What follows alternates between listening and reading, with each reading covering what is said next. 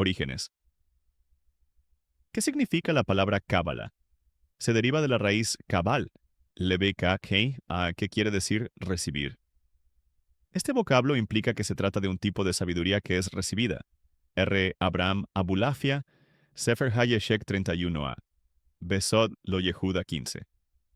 La Mishnah declara: Moshe quiquel la Torah en el Sinai y la transmitió a Yehoshua. Yehoshua la transmitió a los ancianos. Abod 1.1, Likutei Torah del Arizal y otros. Moshe fue el maestro de todos los profetas. Tikunei Zohar 18, 31b. Él llegó a comprender la Torah completamente. Moshe tuvo así acceso a todas las 49 puertas de la sabiduría. Zohar 1, 260b e innumerables otras fuentes. En este sentido, su visión profética es análoga al de un recipiente abierto que siempre es capaz de recibir más. Quizá el secreto de la capacidad profética de Moshe era que cuanto más transmitía a otros, más era capaz de recibir. Es por esta razón que la Mishnah precisa que Moshe recibió Torah, ya que él constituyó el paradigma de recepción, Kabbalah, de la experiencia profética, Shar Kedusha 3.6, Ramban Hashemot 34.19 y otros. En este sentido, la idea central de la Kabbalah consiste en imbuirse completamente de la Torah y conectarse con ella en todos sus niveles posibles. Es por eso que la Torah es frecuentemente designada como Pardes, acrónimo de las palabras Peshat, sentido llano, Remes, alusión, Derush, análisis, y Sod, misterio. Véase Zohar 3, 110a y muchas otras fuentes. Cuando se agrega el quinto nivel de comprensión de la Torah, Rasin Setimín, misterios ocultos, los niveles de interpretación se corresponden con los 5 niveles del alma y los 5 universos, Degel Mahane Ephraim, Ha-Sinu 77c, citado en Sefer Baal Shem Tov, Yitro 9. Sin la Kabbalah, una persona podría comprender la Torah en varios niveles. Sin embargo, la única forma de captar todos los matices de la Torah es por medio de la sabiduría profética que está contenida en la Kabbalah, Derech Hashem 331-2. Ahora podemos comprender qué fue lo que Moshe transmitió a Yehoshua, y así sucesivamente. En Bemidbar 27:20, la Torah relata que Dios dijo a Moshe que impusiera su espíritu sobre Yehoshua. Esto quiere decir que Moshe debía imbuir a Yehoshua con su propio espíritu de profecía. Según un antiguo Midrash, esto incluía los métodos y las disciplinas necesarias para adquirir el nivel profético. Por consiguiente, lo que Moshe transmitió a Yehoshua fueron las fórmulas para acceder al estado profético. Estas fórmulas constituyen la tradición cabalística. A lo largo del periodo de los profetas, la Kabbalah fue preservada por los profetas principales y transmitidas a discípulos selectos, siempre es necesario un maestro que sirva de guía. Durante esa época, el santuario, y más tarde, el primer templo, sirvió como punto focal de todas las experiencias proféticas. La cámara situada en la parte más interna, tanto del santuario, Mishkan, en el desierto como del templo, Bet Hamikdash, era el Kodesh HaKodashim, el lugar santísimo, en medio del cual estaba colocada el arca de la alianza y los querubines. La estructura total del arca y los querubines es descrita en detalle en Shemot 25:10 a 22:37, 1-9. Fueron construidos bajo la supervisión de Moshe, después de que descendió del monte Sinaí.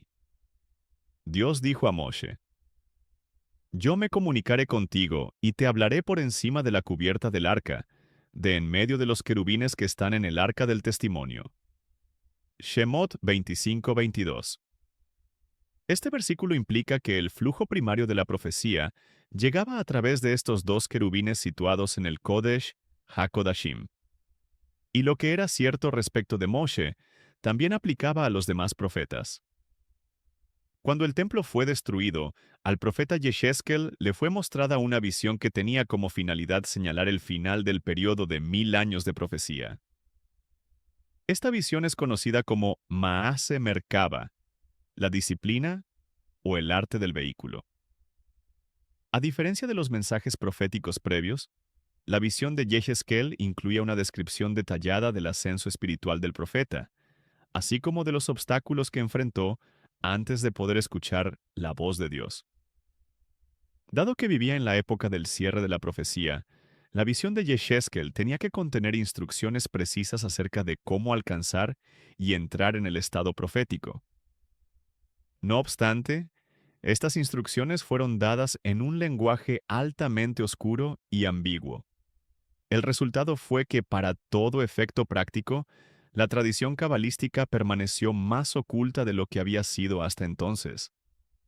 Al llegar la época de la construcción del segundo templo, la llave de entrada a la tradición cabalística fue transmitida a los últimos profetas y a los más grandes sabios del pueblo de Israel. Juntos esos profetas y sabios integraron el conjunto de 120 miembros de los hombres de la Gran Asamblea, Anshe Knesset Agedolá. Fueron estos sabios quienes formularon el texto de la Mishnah citada en el Tratado de Hagiga, que dice: el conocimiento de Maase Merkaba solo puede ser enseñado a discípulos individuales, uno por uno, y estos deben ser sabios y comprender a partir de su propio conocimiento. Restringiendo sus prácticas místicas a un reducido número de maestros de Kabbalah, estos sabios se aseguraron de continuar la transmisión de la tradición cabalística. Fuera de este círculo de maestros místicos, estas prácticas permanecían casi totalmente desconocidas. Esta fue la norma que siguió hasta justo después de la destrucción del Segundo Templo, en el año 70 h. Fue solo entonces que las cosas comenzaron a cambiar. Analizando en retrospectiva ese periodo histórico, podemos observar que incluso después de que el Segundo Templo fue destruido, el Imperio Romano continuó permitiendo que un remanente de judíos siguiera habitando en la tierra de Israel. No obstante, como consecuencia de la rebelión de Bar Kokhba contra los romanos en los años 132 a 135 de la situación se deterioró drásticamente. En esa época, los romanos adoptaron el propósito de extirpar los últimos restos de Torah del pueblo de Israel. Las persecuciones del emperador Adriano contra los judíos llegaron a tal intensidad que todos los maestros de Torah fueron condenados a muerte. Esta fue la época de los 10 mártires, entre quienes se contaba a los transmisores finales de la tradición cabalística. Como resultado de estas persecuciones, la tradición oral de Torah desde su revelación y en especial, la tradición de la Kabbalah, corrió el riesgo de ser olvidada. Fue en esa época que Rabí Akiva recibió la tradición por parte de sus maestros. Él fue considerado el más grande sabio de su generación, maestro tanto de la Torah revelada como de la esotérica. Rabí Akiva fue uno de los receptores de la tradición mística de la Merkaba. Muchas fuentes atribuyen a Rabí Akiva la autoría del Sefer Yetzirah, libro de la formación, uno de los textos cabalísticos más antiguos y esotéricos. Fue Rabí Akiva quien transmitió estas enseñanzas místicas en un formato preciso y definido. En esa época, Rabí Neyunia ben Hakana y su discípulo, Rabí Ishmael ben Elisha, quien era el Kohen Gadol, pusieron por escrito el Sefer Habahir, libro de iluminación o resplandor, así como Pirke Heyalot Rabatai, gran libro de los aposentos celestiales. Estos dos sabios escribieron las tradiciones que habían recibido con la finalidad de preservarlas del olvido. El conocimiento contenido en el Zohar, que fue uno de los principales pilares de la Kabbalah, fue enseñado por Rabí Shimon bar Yochai alrededor del año 135 e.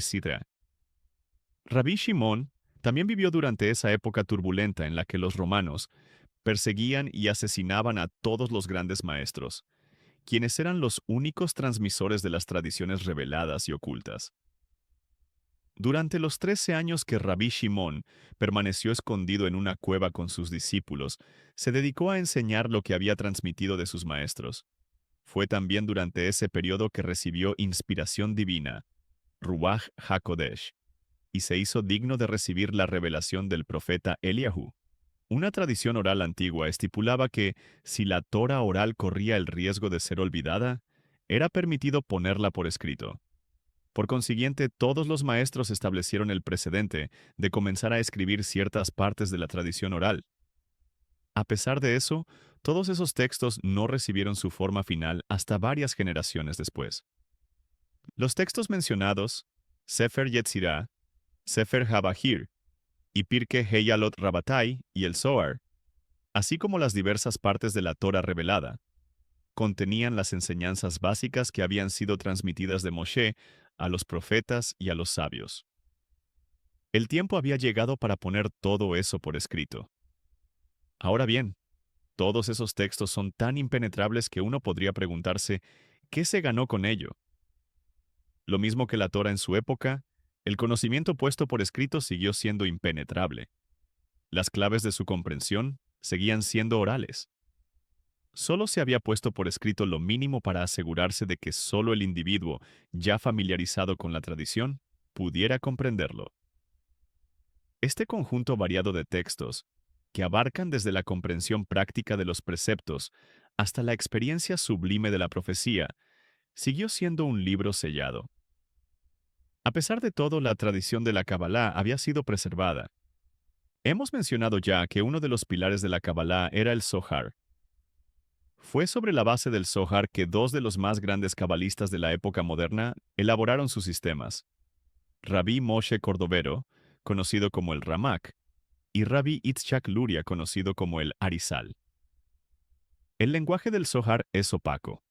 Con mucha frecuencia, el Arizal solía tomar un pasaje del Zohar y meditar largamente sobre él, quizá repitiéndolo una y otra vez como un mantra, hasta que su significado profundo le era revelado. Shar Ruach HaKodesh 36b. La primordial relación que hay entre los escritos del Arizal y el Zohar reside en el hecho de que, sin las enseñanzas del Arizal, el Zohar no tiene sentido en absoluto. Un individuo podría estudiar el Zohar, que es un texto de alto contenido poético, sin detectar en él ninguna estructura o sistema. Pero una vez conociendo los escritos del Arizal, todo el Zohar se vuelve un libro abierto. Un ejemplo de este fenómeno son las cualidades de los metales. Un individuo podría estudiar los metales y darse cuenta de que la plata es blanca, el oro amarillo, y etc. A pesar de todo, no podrá comprender las razones de estos fenómenos, a menos que estudie las teorías científicas sobre los átomos y los objetos físicos. Las enseñanzas del Arizal podrían ser consideradas como la teoría atómica del Zohar. Con ellas toda la información comienza a tener sentido. A partir de ahí, el ser humano puede profundizar cada vez más, hasta donde su mente pueda alcanzar y siempre descubrirá nuevos tesoros.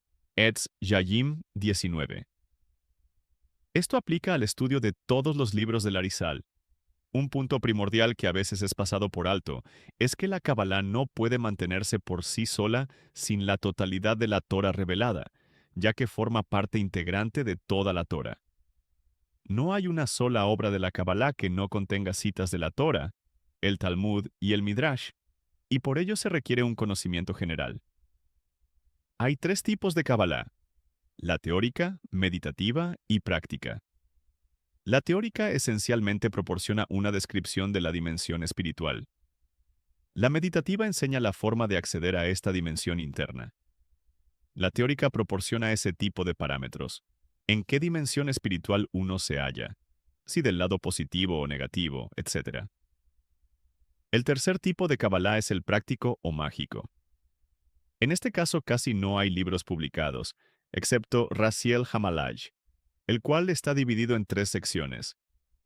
Sin embargo, al primer impresor de esta obra se le cayó el manuscrito y lo imprimió con los folios en desorden. El que se ocupó de la impresión no encontró errores en ella porque no se suponía que debía entender el texto.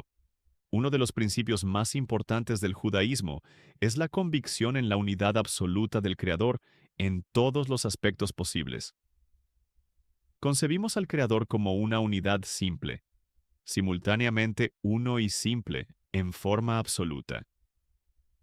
En él no hay ningún aspecto de estructura, forma o pluralidad.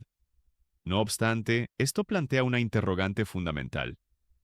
¿De qué modo el Creador, que es simple en forma absoluta, interactúa con los diversos aspectos y partes que forman su creación. ¿De qué manera lo uno puede interactuar con lo múltiple? Pero también, mientras reflexionamos sobre esta interrogante, incluso antes que responderla surge otra pregunta que nos deja perplejos. Según los cabalistas, la esencia simple del Creador es tan poderosa que forzosamente debe permanecer oculta para que la creación pueda existir. Pero por otro lado, si Él se retirase completamente, la creación dejaría de existir. Tenemos así una paradójica situación en la que la existencia misma de cualquier otro ser que no sea Dios se vuelve sumamente tenue y frágil. Esto implica que, en realidad, la pregunta esencial ya no es ¿cómo puede el uno interactuar con lo múltiple?, sino ¿cómo puede lo múltiple existir? Los cabalistas responden a esta y a la anterior pregunta, explicando que el Ser Supremo creó una dimensión espiritual. Esta dimensión está formada por el concepto básico necesario para crear el universo y mantenerlo. Es básicamente a través de esta dimensión espiritual que el Creador interactúa con el universo. Constituye un puente entre Dios y la creación que actúa como mecanismo atenuante, impidiendo así que la creación sea avasallada por la intensidad de la esencia de Dios, al mismo tiempo que le permite estar imbuido en ella. Según la mayoría de los cabalistas, la existencia de esta dimensión espiritual nos permite hablar de la relación multifacética que Dios tiene con el universo, sin contradecir el principio básico de su unicidad y su simplicidad. La razón de esto es que, según la Kabbalah, cualquier acción o estado de ser que podamos atribuir al Creador se refiere en realidad a una entidad espiritual que Él creó con el fin de interactuar con el universo, no a Él mismo. Por ello, si no se tiene algún conocimiento básico de cómo esta realidad está estructurada, en otras palabras, conocimiento de la Kabbalah teórica, el ser humano realmente no puede saber de qué modo Dios interactúa con nosotros. Además, el conocimiento de esta dimensión espiritual nos proporciona las claves para comprender toda la tradición profética, comenzando con la Torah misma y culminando con las ideas cabalísticas más abstractas. Así pues, si deseamos formarnos una idea de la dimensión espiritual, podríamos describirla como una computadora espiritual infinitamente inmensa. Esta computadora está programada para cumplir el propósito divino último de prodigar benevolencia a su creación. La principal diferencia entre la dimensión espiritual y una computadora reside en el hecho de que los elementos constitutivos de aquella están formados por seres espirituales inteligentes y sensibles. Ya que el principal objetivo de la Kabbalah consiste en resolver la paradoja inherente a la forma en que Dios se relaciona con la creación, casi exclusivamente trata acerca de la estructura y la dinámica de esta dimensión espiritual. Resumen y ejemplos aplicados: 1. Cábala, taxebora, recibir. No es solo estudiar, es abrirse a recibir una sabiduría que desciende, como Moisés. Ejemplo: aprender de un maestro no solo por sus palabras, sino por su presencia y actitud, que te contagian un modo de ver. 2. Cadena de transmisión. La tradición se protege en círculos pequeños para preservar la precisión de Moisés, profetas, sabios textos. Ejemplo: una receta de la abuela bien cuidada. Si se masifica sin guía, se pierde el sabor. 3. Zohar más Arizal. El Zohar es un océano poético. El Arizal da el mapa para navegarlo, como teoría atómica que explica metales. Ejemplo: leer un manual técnico sin entender los fundamentos. Con el marco correcto, todo encaja. 4. Tres tipos de cábala teórica, mapa de la realidad espiritual. Meditativa, cómo entrar en contacto. Práctica, influencia espiritual. Ejemplo: anatomía, saber. Respiración, atención, práctica interna. Y medicina aplicada, hacer. 5. Paradoja, lo uno y lo múltiple. Si Dios se revela totalmente, nos aniquila. Si se retira, no existimos. Solución: dimensión espiritual puente, tipo transformador que regula la corriente. Ejemplo: la electricidad necesita resistencias para no quemar la lámpara. Tzimtzum igual contracción, para que la vida sea posible. 6. Para la vida diaria. Antes de estudiar, intención. Quiero recibir verdad y aplicarla. Practica silencio breve, respiración 1 a 2 minutos, para ensanchar la atención. Una teoría y práctica, un gesto ético concreto después de leer. Revisa si lo que recibes se vuelve carácter. Menos juicio, más compasión. Tenemos así una paradójica situación en la que la existencia misma de cualquier otro ser que no sea Dios se vuelve sumamente tenue y frágil. Esto implica que, en realidad, la pregunta esencial ya no es ¿cómo puede el uno interactuar con lo múltiple?, sino ¿cómo puede lo múltiple existir? Los cabalistas responden explicando que el Ser Supremo creó una dimensión espiritual formada por los conceptos necesarios para crear y mantener el universo. Esta dimensión actúa como puente entre Dios y la creación, moderando la intensidad de su esencia divina para que el mundo no se disuelva bajo ella. Según la mayoría de los cabalistas, esta dimensión permite hablar de las relaciones de Dios con el universo sin contradecir su unicidad. Cualquier acción que atribuimos a Dios se refiere en realidad a esta realidad espiritual creada, no a la esencia divina en sí. Por eso, quien no conoce algo de cábala teórica no puede comprender de qué modo Dios interactúa con el mundo. Esta estructura espiritual es la clave para entender la profecía, la Torá y las dimensiones más abstractas del pensamiento cabalístico. Así, podemos describir esta dimensión espiritual como una computadora infinita programada para ejecutar el propósito divino, proporcionar bien y amor a la creación. La diferencia es que sus componentes son seres espirituales inteligentes y sensibles. Por tanto, la Cábala trata principalmente de la estructura y dinámica de esa dimensión espiritual. 2. Dios y el hombre. El pilar del judaísmo es creer que la vida tiene un propósito. El universo no existe por azar, tiene una razón y el ser humano participa en ella. Zohar Jadash 70d.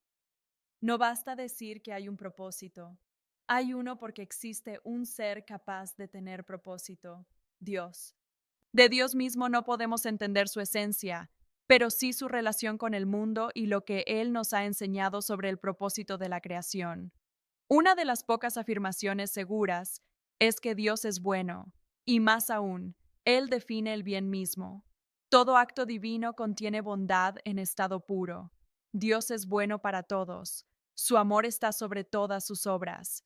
Salmo 145, 9. Dios no necesitaba crear el mundo, no tiene carencias. Por eso la creación es un acto de pura bondad, sin beneficio propio. Y Dios vio todo lo que había hecho, y he aquí que era muy bueno. Génesis 1, 31. El hombre fue creado al final porque todo debía prepararse para él. Es el receptor último de la bondad divina.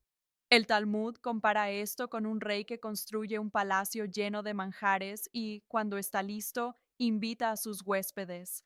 El placer del rey está en compartir. Así, Dios preparó el universo para darnos su bien. Pero surge la pregunta, ¿cuál es el bien supremo que Dios da? El Salmo dice, qué grande es tu bondad, que reservas para los que te temen. Salmo 31, 20. Los sabios dicen que Dios nos da tanto como podamos recibir, lo máximo posible para nuestras capacidades. El mayor bien que puede darnos no es una cosa, sino Él mismo, la experiencia de unión con lo divino. No tengo más bien que tú. Salmo 16:2. Por tanto, el propósito de la creación es que podamos participar de Dios, percibirlo y apegarnos a Él.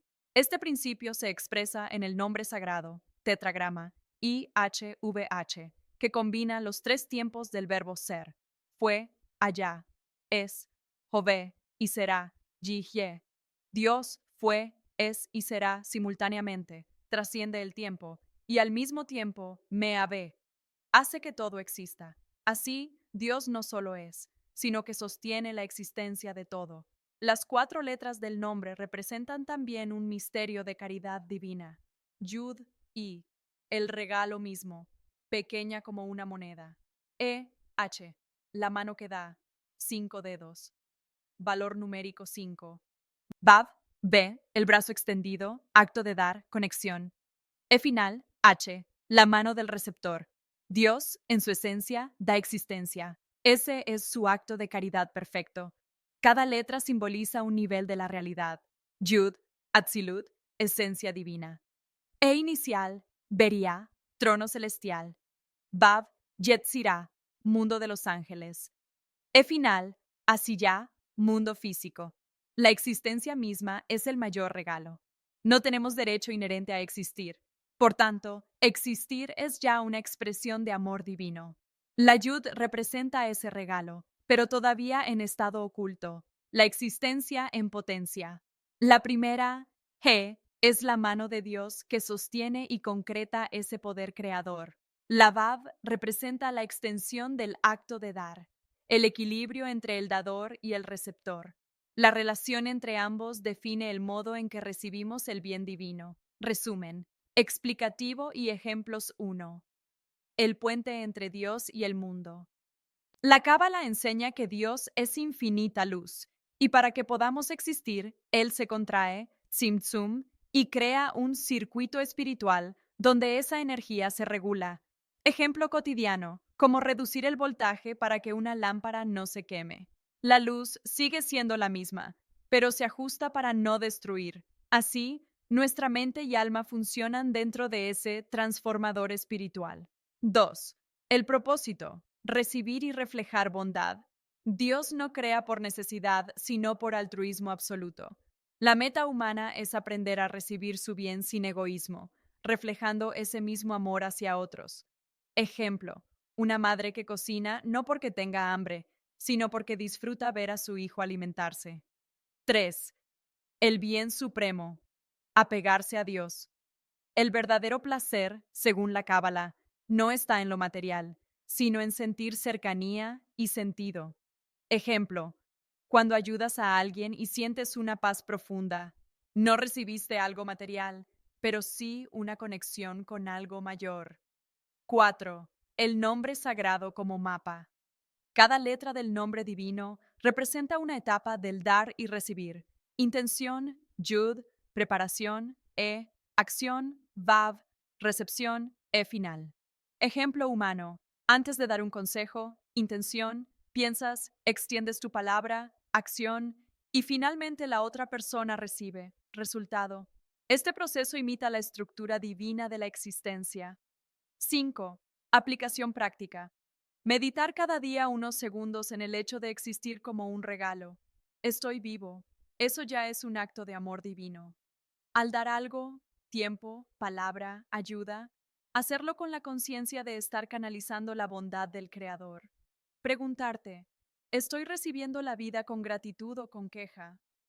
Esa diferencia define tu estado espiritual, Katnut o Gatlut.